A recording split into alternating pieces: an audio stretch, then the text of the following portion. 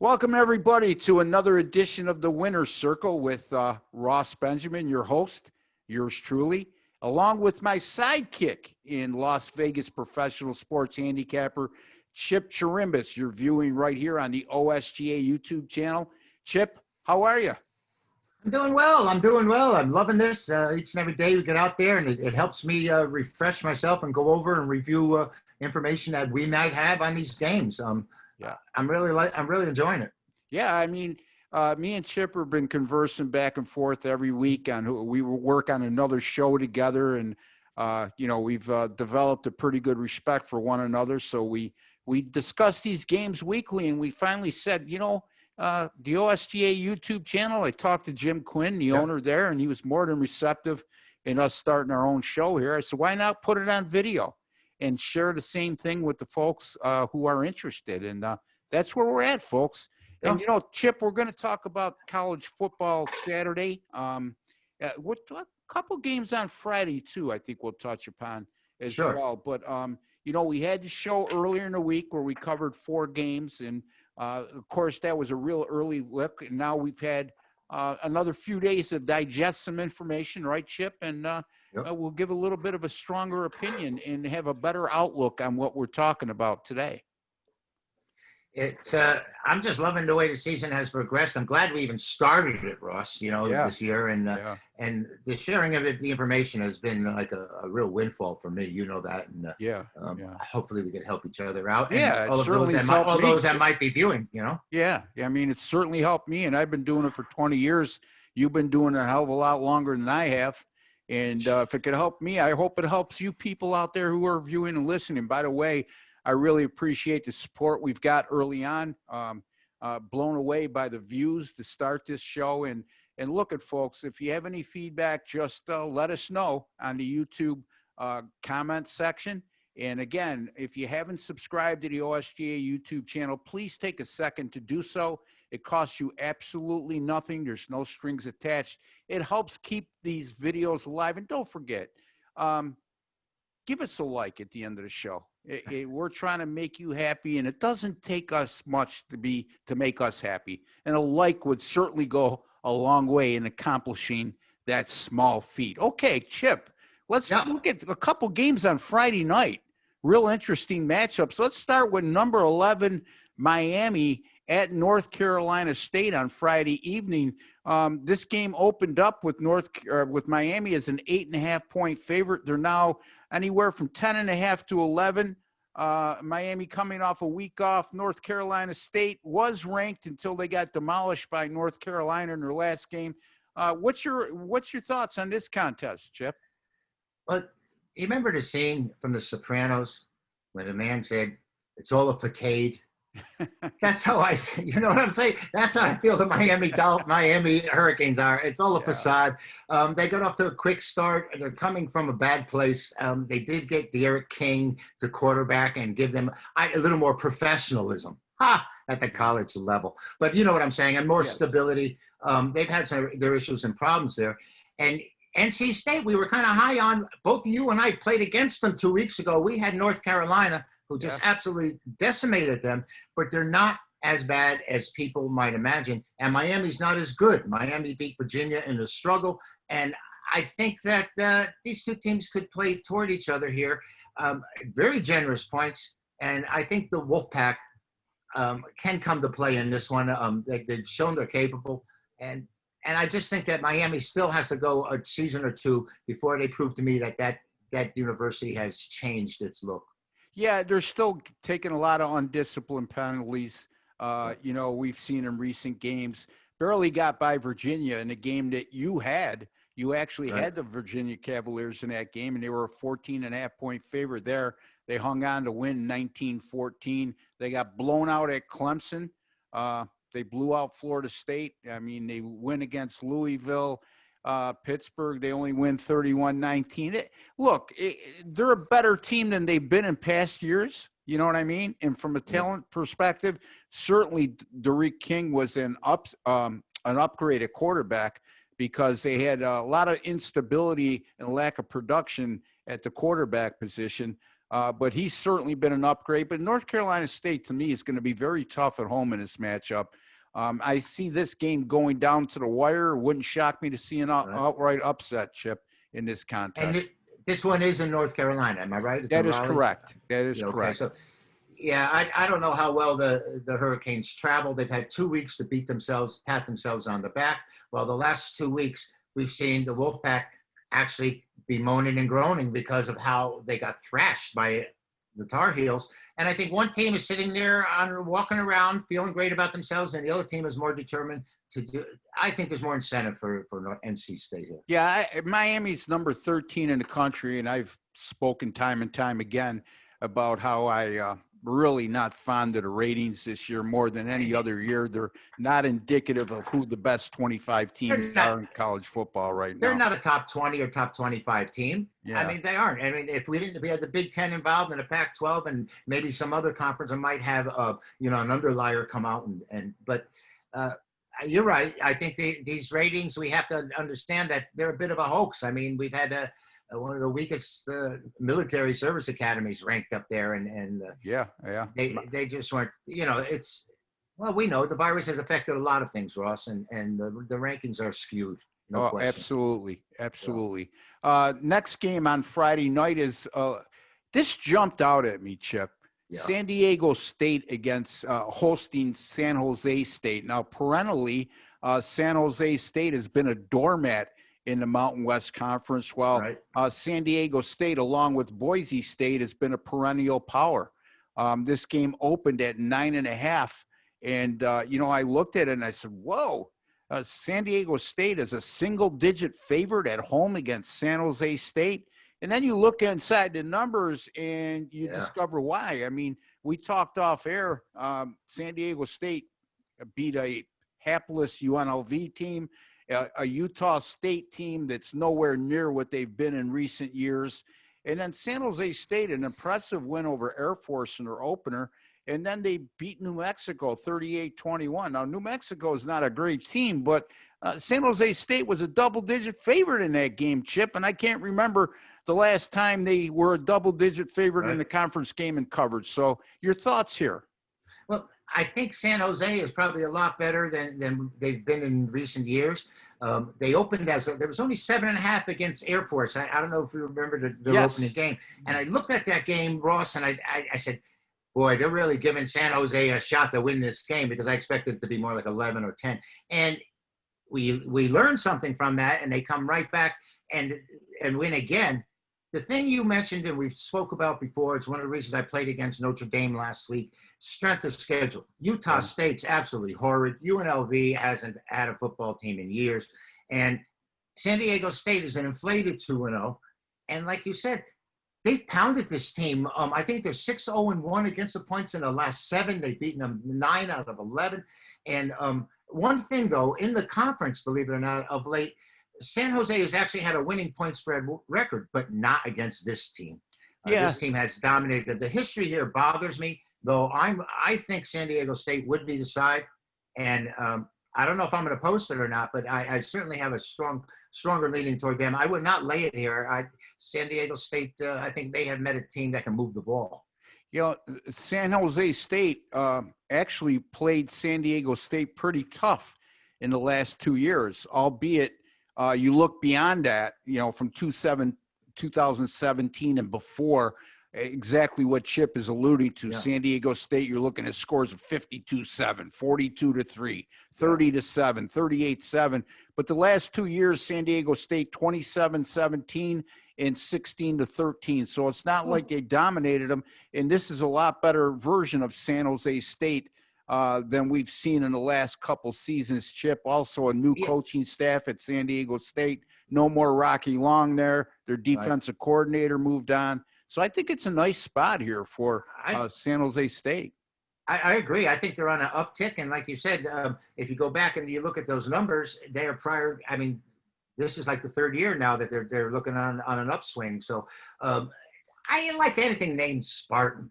So I do, mate. There's an Athenian background there too, but the Spartans are stoic and tough, and I think they can come up big here. Yeah. BYU at Boise State. Talk about intrigue.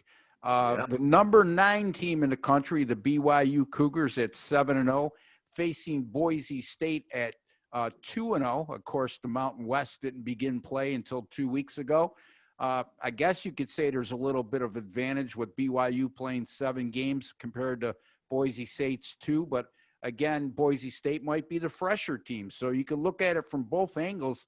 I do know one thing. BYU has been pretty good this year, but the question that comes to mind here is 2 things, okay? BYU, to me, has played absolutely nobody. You're looking at their wins: Western Kentucky, Texas State, Houston, Texas San Antonio, Louisiana Tech, Troy, and Navy. Not exactly inspiring, okay? And in their defense, they did have a tough schedule, Chipper, but it had to be rearranged because of COVID-19 and teams that opted out or didn't begin the season on time, namely the Pac-12.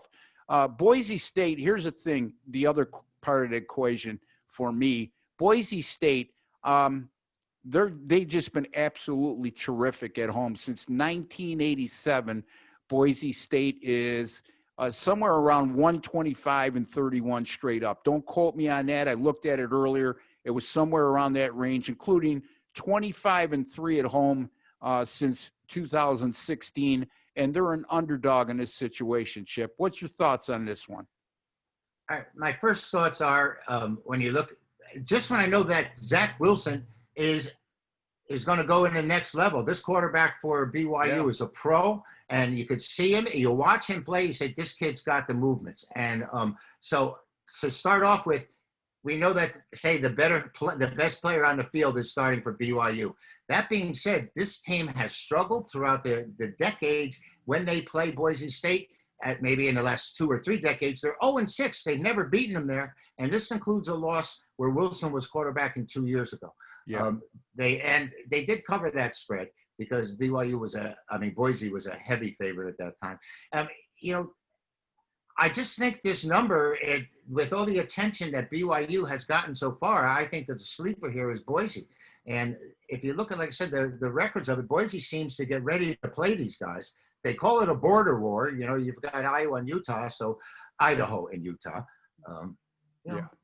So I think that home club here is the side. I mean, that blue distracts me to no end. I can imagine some of the players. I can't watch the game. Even my wife doesn't watch football, and she comes in and goes, "What is that?" when I'm watching a Boise game, So anyway.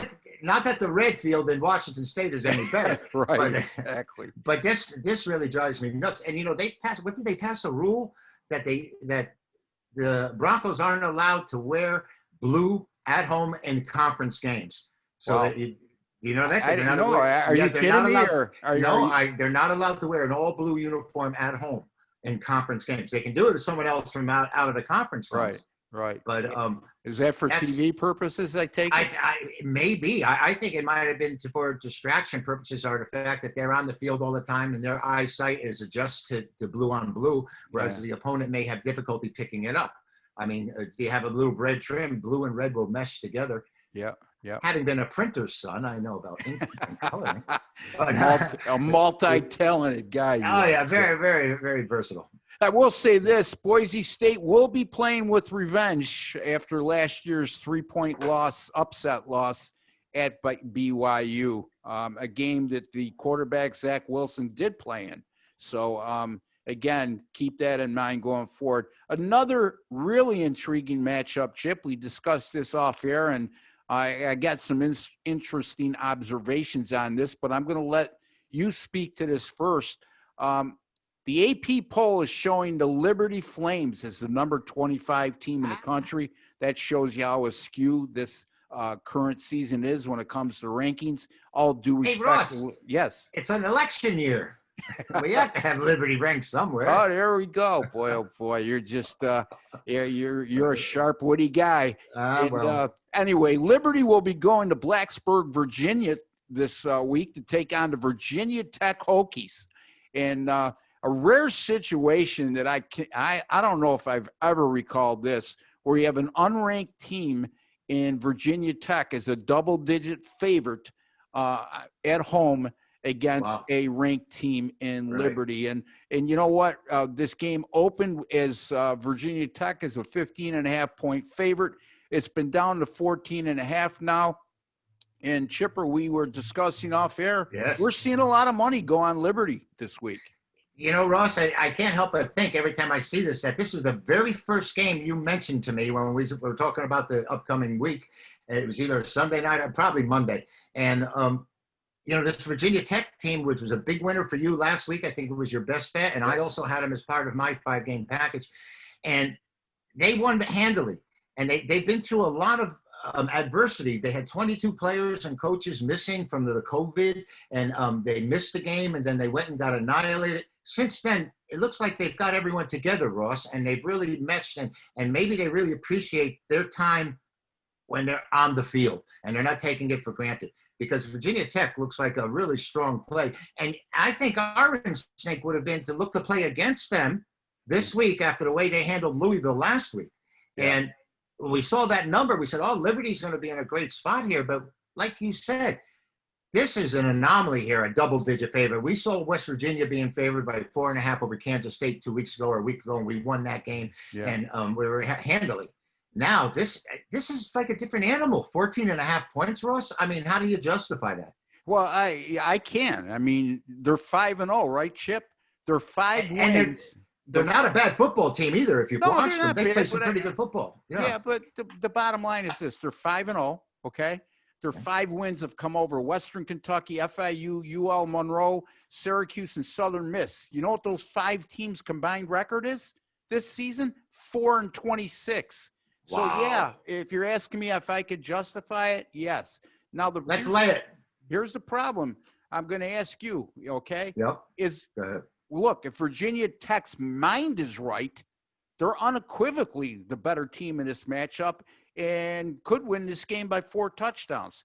Is their mind going to be right? They're coming off a conference road win at Louisville, and they got number 13 Miami up next. So I understand what you're saying, and like I mentioned, I think they value their time out there now. I think it's because they know what they've missed and what they possibly could have missed, and they're appreciating each opportunity. That's the only way I can justify them being this big a favorite as an unranked team. But Liberty may be exposed this week. We know Virginia Tech has always had that great defense, but it looks like they're putting it all together right now.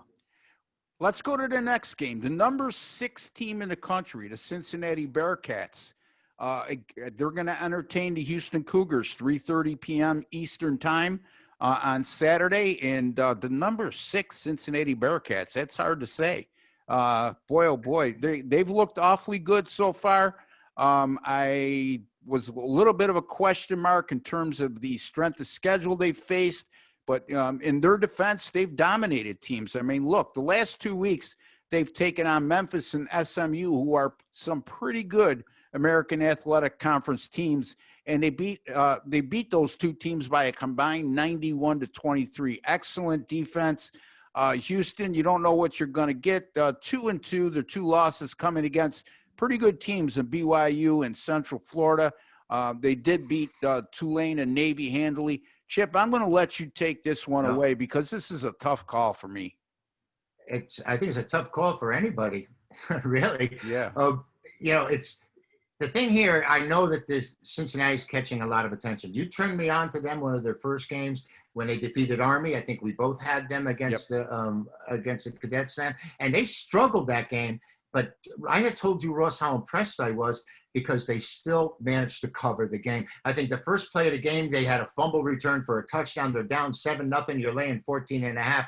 You're sitting there gagging, choking. But they steadfastly did not give up another score. I think maybe a field goal before the game was over, if that. But they're rising to the occasion. Their Achilles heel would be their questionable play of the quarterback, who hasn't quite gotten to this point where you would like among a contender.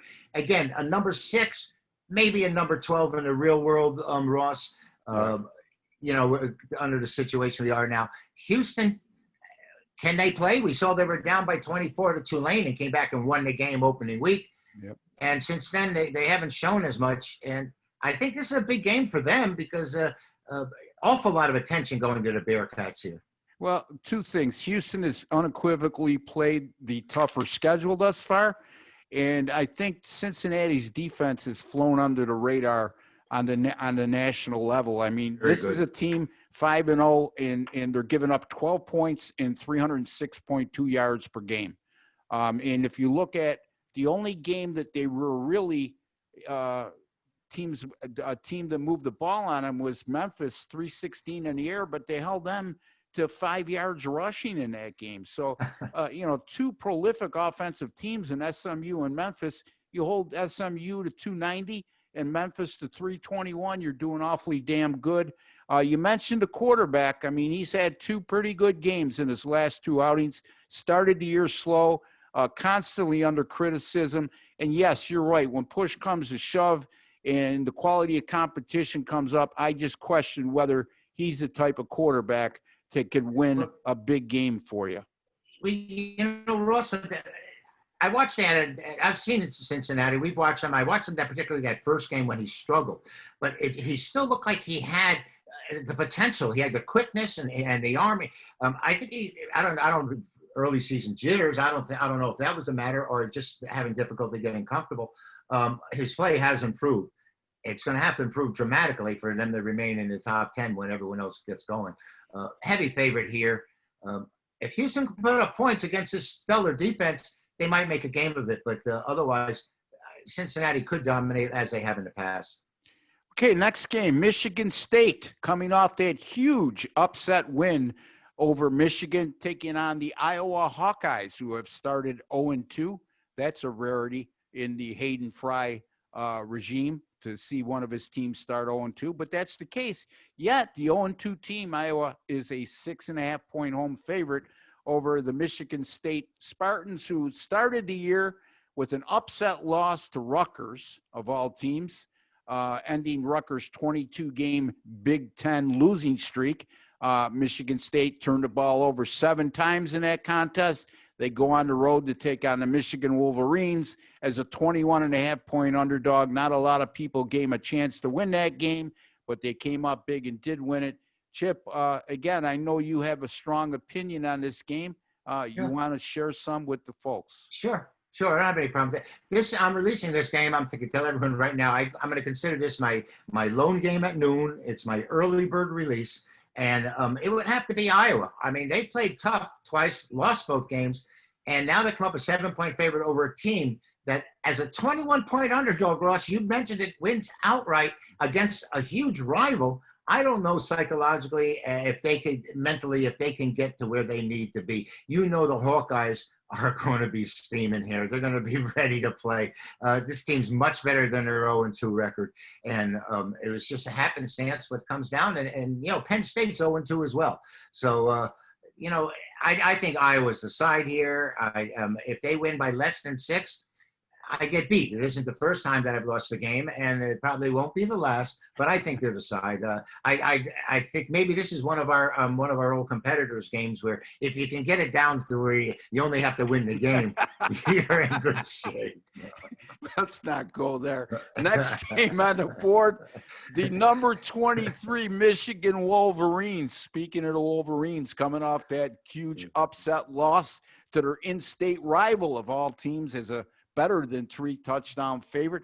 And they're taking on the number 13 Indiana Hoosiers. Chip, this will be played in Bloomington, Indiana. And here we go again with the rankings. The lower-ranked team, the Michigan Wolverines, are a 3-point road favorite over the higher-ranked team, the 2-0 Indiana Hoosiers, who opened the season with a win against Penn State, albeit there's a lot to look inside the numbers on that game. Very lucky to win that game. A lot of fortunate breaks. And then last week, they had a pretty resounding win at Rutgers. So this is a tough call for me, Chip. You have any thoughts on this contest? I think it's a tough call, but I have to be amused that this is the first time I've ever seen a team ranked 13th in the nation after having played a game where they had 8 total first downs, 41 yards rushings on 29 attempts, and had less than 200 yards in total offense. And that was that fortunate win against Penn State as the Lions missed 3 field goals, had 3 turnovers, had 10 penalties, and it was just a happenstance in that game. I don't think Indiana's as strong as people might think, and that's why we're seeing Michigan, who we're all disappointed in. We would love to see Michigan come back and so that they might be competitive against Ohio State, but it doesn't look that way. They didn't look all that great, but I would have to lay this here. Ross, I mean, Indiana at times has let me down, but those figures you just glossed over it, but those figures in that first game loss, I mean, they're boggling to me that a number 13 team in the country could do this. And then they come back and beat Rutgers. And you had mentioned they lost 22 in a row in the Big Ten. Who are they defeating? So I'm not impressed with the Hoosiers, and I think that they're going to get it handed to them here. All right, we got 2 more games to cover, Chip, before we have to sign off. Okay. UCLA at Colorado, the opening game for both of these teams in the Pac-12. And yes, the Pac-12 is back. The UCLA Bruins opened as a 5-point favorite in this game, and they're now a 6.5-point road favorite. So a little bit of movement there, siding with UCLA.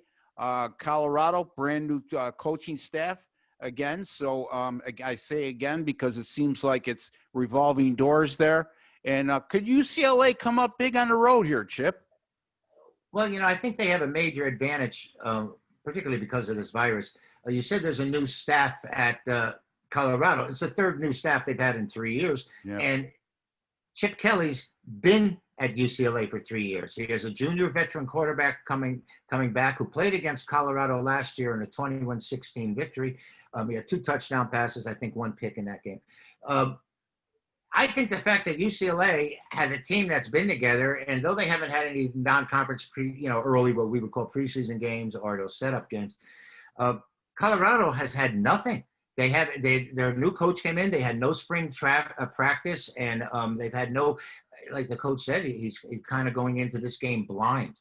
He goes, I don't know what I have here. And they've had 3 different quarterbacks he's trying to make a decision on. And like you say, when you had 3 quarterbacks, Ross, how many do you have? You have none, my right? man. You have none. Exactly right. So I like UCLA here just because of the experience of the coaching staff to the players, and the players having to know what system they're working on, where this other club is going to be working on their new system for the first time. And it's the 3rd system they've had in 3 years. So I think the Bruins have a major advantage in that regard. I tend to agree with you. It all makes sense to me. That's the only way you could rationalize first-time matchups, first-game matchups. Because, to me, I haven't been a proponent of this, neither has Chip, because we're living in an age right now where teams are opening their seasons, and half the other teams or 3/4 of the other team on the board have played anywhere from 5 to 8 games. And our theory has always been you could find better value in games where you have a proper sample size. Well, this is an exception to the rule. I agree with Chip on this one.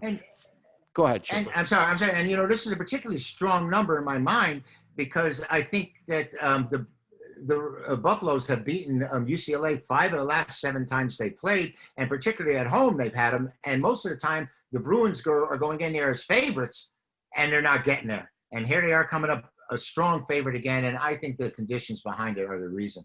I agree with you, and I think it's a heck of a breakdown. All right, we got 2 minutes, Chip. I'd be remiss if we didn't discuss this game.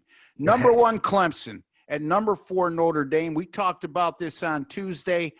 Since that time, as we alluded to, Clemson opened as a 5-point favorite. They're at 5. A couple places I see them at 4.5. Actually, 5.5 I see out there. In any event, the action seems to be split down the middle on this game at this particular moment in time. This is one of those games, just because it's on national TV and it's a prime game and all the eyes of the nation is going to be on it, doesn't necessarily mean, folks, you have to make a play. But if you did, Chipper, what's your opinion on this game? Opinion is it's no play.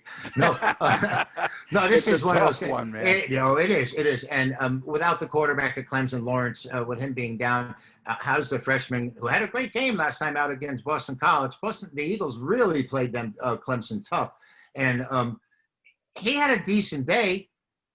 I mean, it wasn't a Mark Lawrence stage, I would say, but the kid had a decent day. How's he going to adjust to playing in the Golden Dome at Notre Dame?